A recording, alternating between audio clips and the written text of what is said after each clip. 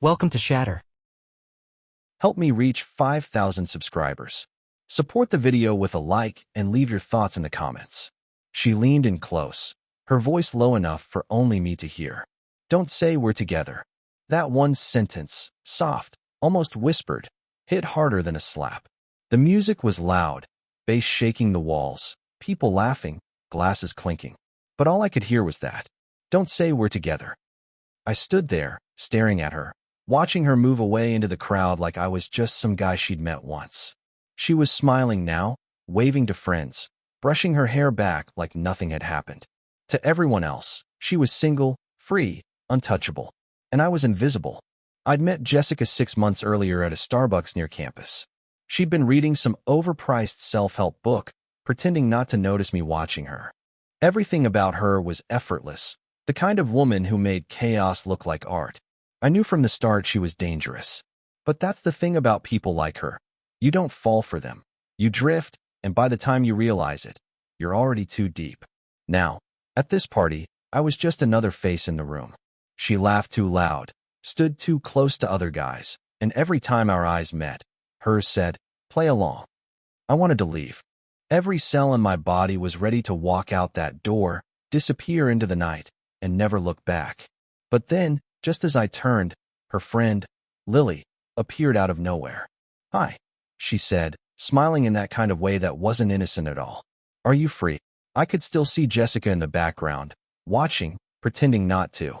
Her smile flickered for half a second. That was all it took. I smirked. Sure. The look on her face, that tiny crack in her perfect calm, felt like oxygen. For months, I'd been the quiet one, the dependable one, the secret she didn't want to name. And in that one moment, I became something else, the variable she couldn't control. Lily laughed, linked her arm through mine, and pulled me toward the dance floor.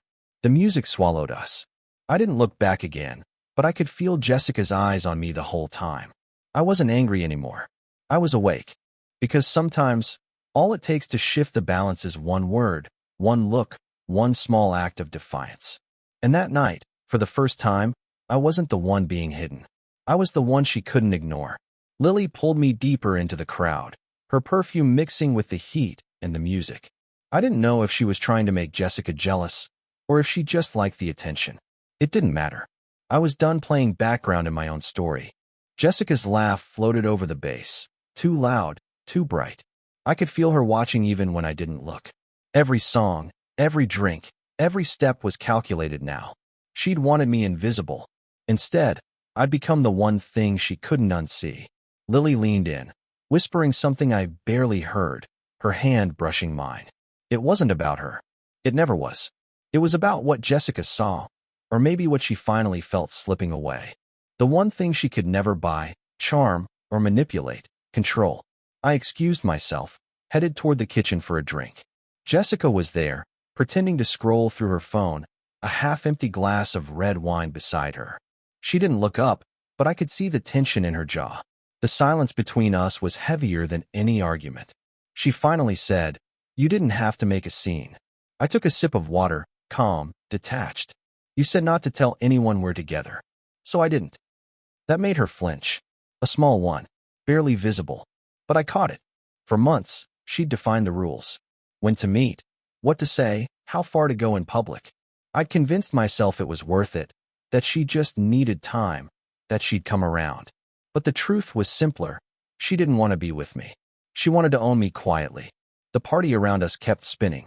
People laughing, dancing, oblivious to the quiet war in the corner of the room. When I turned to leave, she said, "Don't do this." I paused. "Do what?" "Whatever you think you're doing. Just stop." I didn't respond. I just walked away. Out the door, into the cold night air, where the noise finally disappeared. Outside, the air felt clean, sharp, real. I stood by my Ford F-150, the engine still warm from earlier, and finally exhaled. For months, I'd been living in her shadow, waiting for permission to exist. Tonight, she gave me none, and for the first time, I didn't need it. What she didn't know was that once a man stops asking to be seen, he becomes impossible to forget. And that realization was about to become her undoing. The next morning, I woke up to a dozen missed calls. All from her. I didn't answer any of them. I just sat on the edge of the bed, staring at the sunlight cutting through the blinds, replaying her words in my head. Don't say we're together. Funny how one sentence can flip your entire view of someone. I used to think she was complicated. Now I just saw cowardice wrapped in confidence. Around noon, I went to the diner near my apartment, the one where the waitress knew my order before I said it. A black coffee, scrambled eggs, quiet corner booth. My phone buzzed again. This time, a text. Can we talk? I didn't reply. I thought about her standing at that party, pretending I didn't exist, and then about the moment she saw me walk away with Lily. That tiny shift in her face, panic behind pride, that was the real her. Not the flawless, confident version she showed the world. The real Jessica was terrified of losing control. Later that day, as I left the diner, I saw her car parked outside my place. She was sitting there, eyes hidden behind sunglasses, pretending she was just passing by. I walked right past her, coffee cup in hand, like she was any other stranger. She rolled down the window, said my name once, softly. I didn't stop. That's when everything shifted. She wasn't used to silence. Her power came from reactions, arguments, explanations, chasing. But I gave her nothing. And nothing has a weight you can't ignore. That evening, she posted a photo on Instagram. A picture from the party. Her and a few friends, laughing, a wine glass in her hand. Caption: some nights are better left unspoken.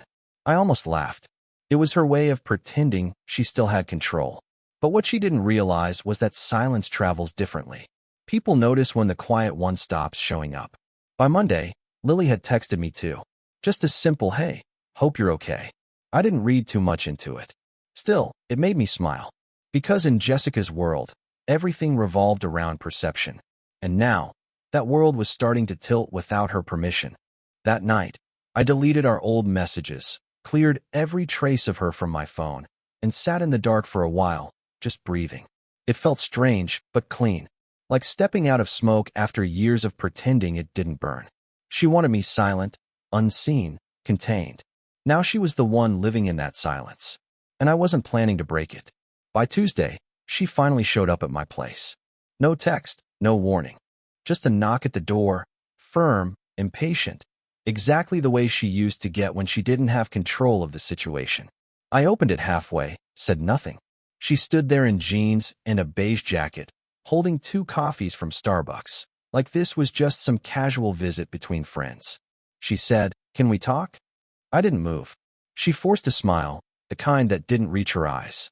"Please, just for a minute." I let her in, not because I wanted to, but because I wanted to see how far she'd go to pretend everything was fine. She sat down, crossed her legs, and started with small talk. Work, the weather, random things that didn't matter. Then, finally, she said it. What happened the other night was a misunderstanding. I almost laughed. A misunderstanding. That's what she called publicly denying me after months of late nights, whispered promises, and hidden weekends. She talked like she was giving a presentation, not an apology. I realized she wasn't here to say sorry. She was here to reset the story, make it sound cleaner, neater, something she could still control. I let her talk until she ran out of words. Then I stood up, handed her back the untouched coffee, and said quietly, "You don't get to rewrite this one." For the first time, she didn't have a response. Just sat there, staring at me like she didn't recognize who I'd become. That silence, that loss of ground, hit her harder than anything I could have said. She left a few minutes later, without saying goodbye. I watched from the window as she walked to her car, hesitated, and then sat there for a while before driving off. That night, I went for a drive myself, down the empty highway, windows down, music low. The kind of quiet that feels like recovery. I stopped at a Walmart just before midnight, grabbed a new shirt, some groceries, small things. Simple, ordinary. And for the first time in months, ordinary felt like peace. When I got home, my phone lit up again. A message from Lily this time. "I heard about what happened. You deserve better." I didn't reply. I just stared at the screen for a moment, then turned it face down. Because right then, I realized something she never did. That silence isn't punishment. It's power. And the longer I stayed quiet, the louder the truth became. By the weekend, the shift was obvious. Jessica's silence had turned desperate. Her posts went from confidence to confusion, long captions about trust, space, being misunderstood. It was her version of reaching out without admitting she'd lost control. The people who once fed her ego started noticing. The same ones who used to admire her were now whispering about her. That's how it always goes. Once the spotlight fades, people look for someone else to applaud. I kept my distance. I didn't watch her stories, didn't ask mutual friends, didn't respond when she tried again. Instead, I focused on my work. I stayed late, hit the gym, filled my time with quiet. But every so often, I'd catch myself thinking about that party, the moment she said those words, and how everything inside me changed right then. Friday night, I met up with a few coworkers at Applebee's.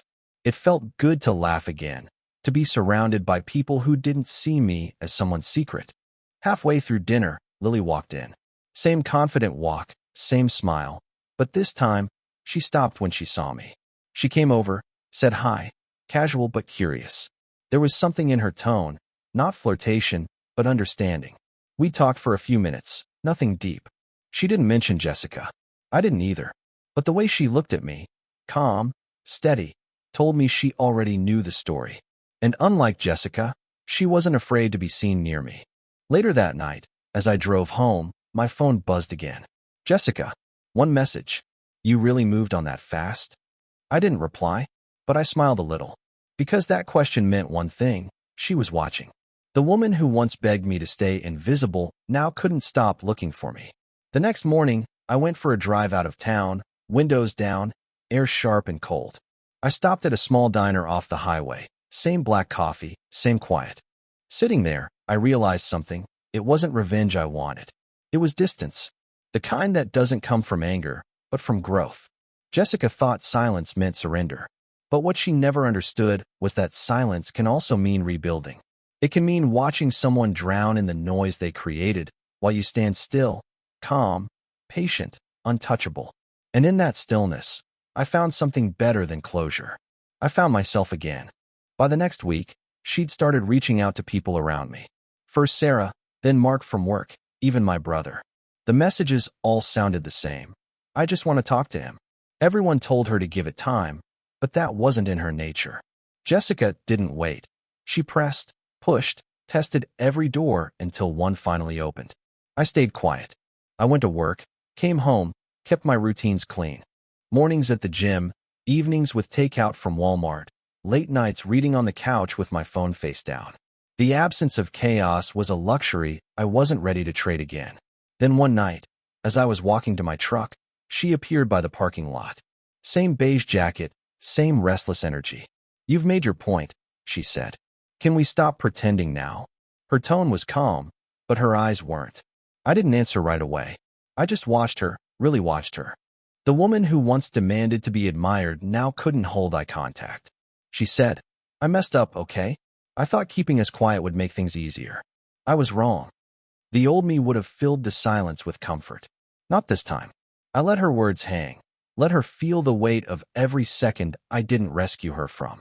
Finally, I said, you didn't just hide me. You erased me. She looked down, nodding slowly. I know. That was the first honest thing she'd said in months. I stepped past her, opened the truck door. She said, please don't walk away like this. I paused, hand on the handle. Like what? Like you don't care. I turned, met her eyes, and said, that's the problem. I finally do, just not about what you think. Then I got in and drove off. The road was empty, the sky black and endless. I felt strangely calm. Not triumphant, not cruel, just free. When I got home, I checked my phone once. One message from her. I hope one day you'll remember the good parts. I read it twice, then deleted it. Some memories deserve silence more than nostalgia. As I set my phone down, I realized the distance between us wasn't punishment anymore. It was balance. She was finally learning how it feels when someone stops orbiting around you. And I was learning how peace sounds when no one else is talking. After that night in the parking lot, she disappeared for a while. No texts, no calls, not even a social media post. The silence was strange at first, almost too quiet. But then it started to feel right. Like the world was finally leveling out after months of noise. I focused on work. I took on more projects, kept my head down. People started noticing the change. Mark said I seemed lighter, like I'd finally stopped carrying something invisible. Maybe he was right. The truth was, when you stop chasing closure, you start breathing again. One Friday evening, I stopped by Target to grab some groceries. I was walking past the aisles when I heard a voice behind me, soft, uncertain. "You look different." I turned. It was her, Jessica, standing there with a small basket, no makeup, no armor, just a quiet kind of exhaustion that I'd never seen before. She smiled faintly. "Don't worry, I'm not here to make a scene." I didn't reply. I just looked at her. She shifted, uncomfortable under the weight of silence. Then she said, "I've been working on myself. Therapy. Trying to understand why I ruin things that are real." Her voice cracked a little at the end. For a second, something inside me moved. Not pity, not anger, just understanding. She wasn't the same woman from that party. The arrogance was gone. The performance, too. All that was left was a person finally meeting her own reflection. She said, "I know I don't deserve anything from you. I just wanted to say, I get it now." I nodded once, calm. "Good," I said quietly. She smiled, but it was sad. "You really aren't the same anymore." "I had to stop being who you needed," I said, "to remember who I was." She looked at me for a long moment, then turned away. No tears, no drama, just quiet acceptance. I stood there watching her walk out of Target and disappear into the parking lot crowd. For the first time, there was no tension left between us, just space. Clean, calm space. That night, I drove home with the windows down, the wind cutting through the quiet. I didn't feel victorious. I felt balanced. Because in the end, the strongest revenge isn't payback. It's peace. The kind that comes when you no longer need to be seen by the person who once made you invisible. A few weeks passed. Life had finally fallen into rhythm. Work, gym, late-night drives with no destination. The kind of quiet life that once felt unbearable now felt like control. But peace doesn't go unnoticed, not by the ones who used to thrive on your chaos. And one night, that peace cracked again. It was around 9 when I got a call from an unknown number. I almost ignored it, but something made me answer. Her voice came through, shaky but composed. "I'm not calling to talk about us," she said. "I just wanted to say thank you." I didn't respond right away. She went on. "You walking away, it broke me at first, but it made me see everything I'd been running from. You were right. I erased you because I was afraid of being seen for real." There was a long silence. I could hear her breathing, soft, uneven. "I'm moving next month," she said. "A new job in Denver. I think it's time." I said only, "Good." She hesitated. "You really have nothing else to say?" "I already said everything I needed to," I told her. She let out a small laugh. Not bitter, just sad. "You always had a way of making silence feel heavier than words." After the call ended, I sat there for a long time, staring at the phone. I thought about that party, her voice saying, "Don't say we're together." It used to echo in my head like a wound. Now it was just a memory. Distant, dull, powerless. The next morning, I went back to the diner, the same one where I used to sit alone after she left. Maria, the waitress, smiled and said, "Haven't seen you in a while.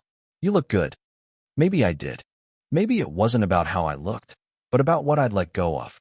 I ordered coffee, sat by the window, and watched the world move. People rushing, cars passing, life happening without hesitation. When I left, I saw her car drive by. For a moment, our eyes met through the glass. No anger, no longing, just recognition. Two people who had finally stopped holding each other hostage. She smiled faintly, nodded once, and drove away. I didn't chase her this time. I didn't need to. Some endings don't come with closure or fireworks. They end quietly, in mutual understanding that the lesson was the point all along. After that last glimpse through the diner window, I thought that would be the end of it. No more calls, no more accidental run-ins. Just distance. But sometimes closure doesn't come in silence. It comes when the past tries one last time to test your balance. It was a Saturday night when she showed up again. I was leaving Home Depot, heading toward my truck, when I saw her waiting by the edge of the lot. She looked different, calm, almost grounded. No makeup, no calculated posture, just real. She said, "I know this isn't fair, but I didn't want to leave without saying goodbye." I didn't interrupt. She looked down, twisting her hands a little. "I'm not asking you for anything. I just wanted you to know that you were right about me." About everything. I was addicted to being admired, not loved. It's like I didn't know the difference until you stopped trying. Her honesty hit differently this time. There was no performance, no manipulation, just acceptance. I could see how heavy that truth was for her to carry. Maybe as heavy as the silence I had lived with. She looked up. You changed after that night. Everyone saw it. Even I did. It scared me, because you stopped needing me to define you. For a moment, neither of us spoke. The sound of cars passing filled the space between us. Then I said quietly, that was the point. She nodded, smiling faintly. You're not angry anymore. I was never angry, I said. I was disappointed. There's a difference. Her eyes softened. You really moved on. I had to, I told her. She took a slow breath, stepped back, and said, I hope someone makes you feel seen the way I couldn't. Then she turned and walked away. No tears, no hesitation, just calm. I stood there for a while, watching her fade into the night. This time, there was no ache, no weight, just clarity. Driving home, I realized how much of my life had been built around being chosen, and how powerful it felt to finally choose myself. Some endings don't destroy you.